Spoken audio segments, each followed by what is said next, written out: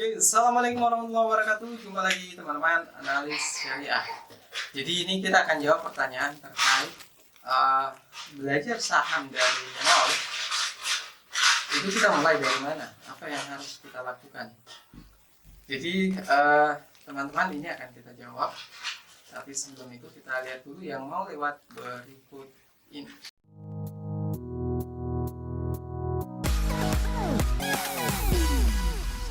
Oke, teman-teman analis syariah, bicara soal belajar saham dari nol ya. Nah, awal pada saat teman-teman belum paham sama sekali apa yang harus dilakukan ya, cara investasi saham seperti apa, belajarnya dari mana. Nah, rekomendasi kami dari awal, teman-teman bisa mulai dengan mempelajari definisi saham itu apa, saham itu seperti apa. Yang jelas kami mau sampaikan bahwa saham itu adalah investasi yang high risk dan high return. Jadi kalau teman-teman investasi beli tanah itu mungkin risikonya kecil dan keuntungannya juga lumayan besar. Tapi kalau investasi saham risikonya besar, keuntungannya juga besar karena bisa berkali-kali lipat keuntungannya dalam setahun, tergantung teman-teman tepat cara investasinya atau tidak. Jadi saham seperti itu, dan teman-teman juga harus tahu bahwa investasi saham saat ini itu tidak harus dengan modal besar. Modal dengan hanya 200.000 kita sudah mulai investasi saham di Bursa Efek dengan memilih perusahaan sekuritas. Nah, langkah awal yang teman-teman harus lakukan adalah mendaftar di perusahaan sekuritas. Jadi perusahaan sekuritas ini adalah kita sebut pialang atau broker saham. Lalu ada yang bertanya, apakah boleh kita langsung ke Bursa Efek? Jadi jawabannya tidak boleh teman-teman. Harus terdaftar di salah satu perusahaan sekuritas. Buat yang muslim, buat akun di perusahaan sekuritas yang menyediakan akun syariah. Jadi teman-teman yang bertanya apakah saham halal atau haram, teman-teman tergantung saham yang dipilih, saham syariah atau saham konvensional. Nah itu awalnya. Jadi pada saat membeli saham, sebelum membeli saham kita tentukan dulu perusahaan sekuritas mana kita mau trading di situ, buka akun di situ. Teman-teman gali lebih dalam lagi profil perusahaannya, pernah bermasalah atau tidak, karena ini penting. Teman-teman akan menyimpan dana teman-teman di situ, sekalipun ada lembaga yang mencatat jumlah dana yang kita yang masuk di perusahaan sekuritas. Tapi untuk kehati-hatian teman-teman pilih perusahaan sekuritas yang aman. Paling tidak dia sudah berdiri bisa 5 tahun berlalu atau sudah 10 tahun perusahaannya berdiri. Karena ini akan menjamin dana kita tersimpan dengan baik atau tidak. Memang pada dasarnya aman kita menggunakan perusahaan sekuritas manapun yang sudah terdaftar di Bursa Efek. Tapi sebaiknya teman-teman memilah. Kalau ada 10, kemudian pilih 3 diantaranya, dari 3 itu kemudian pilih 1. Boleh teman-teman buat 2 akun untuk keamanan dan sekaligus untuk memudahkan teman-teman membagi portofolio juga bisa. Tapi intinya 1 akun saja cukup. Nah, setelah kita daftar di perusahaan sekuritas, baru kemudian kita melakukan deposit. Nah, deposit ini tujuannya bukan untuk trading, tapi untuk syarat awal kita bisa membuat akun. Pada saat kita sudah deposit, uang itu nanti yang akan bisa kita gunakan untuk trading atau jual beli saham.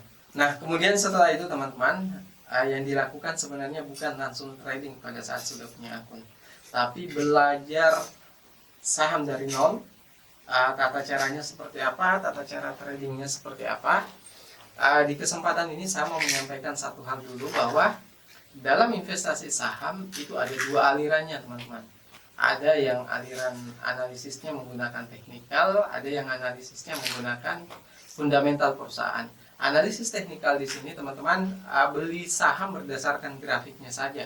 Tapi bagi saya seorang pemula itu sebaiknya tidak melakukan hal semacam ini.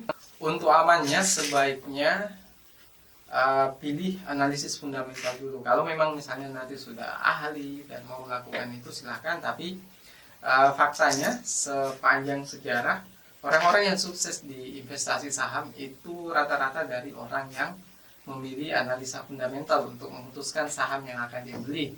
Contoh konkretnya, contoh jelasnya adalah Lo Keng Hong dan Warren Buffett. Warren Buffett itu memilih analisis fundamental dan berhasil menduduki peringkat orang terkaya di dunia. Pernah sekali jadi menjadi orang terkaya di dunia di peringkat pertama. Nah, itu dari analisis fundamental. Nah, teman-teman yang pemula, yang pertama dilakukan pada saat belajar analisis fundamental, pahami dulu bagaimana membaca laporan keuangan. Teman-teman bisa cari di channel ini cara membaca laporan keuangan, tapi yang jelas awal yang harus kita lakukan itu paham dulu mana laba bersih perusahaan, bagaimana cara menilai laba bersihnya naik atau turun. Bandingkan antara kuartal yang sama di tahun sebelumnya dengan tahun saat ini. Teman-teman bandingkan apakah naik atau tidak laba bersihnya. Baru kemudian lihat rasio-rasionya. Jadi rasio diantaranya adalah return on equity. Di sini teman-teman membandingkan antara laba bersih dengan ekuitas perusahaan untuk menilai sejauh mana efektivitas pengembangan modal perusahaan dari proses bisnis yang dilakukan. Nah, di sini teman-teman bisa dapat angka 10% dari return on equity-nya itu sudah sangat baik. Kemudian dari sisi valuasi atau harga saham, kita tidak bisa mengatakan bahwa saham Rp500 dengan Rp1.000 lebih murah saham Rp500. Jadi yang kita nilai adalah valuasinya, bukan angkanya. Jadi teman-teman lihat Rp500 dari sisi PBV, rasio PBV dan rasio price earning ratio-nya itu seperti apa. Buat teman-teman yang tidak paham soal ini, bisa beli kalkulator saham Excel di link di bawah ini. Atau teman-teman mau belajar komplit cara belajar saham yang baik dan benar, teman-teman bisa daftar di situs ini, teman-teman bisa lihat.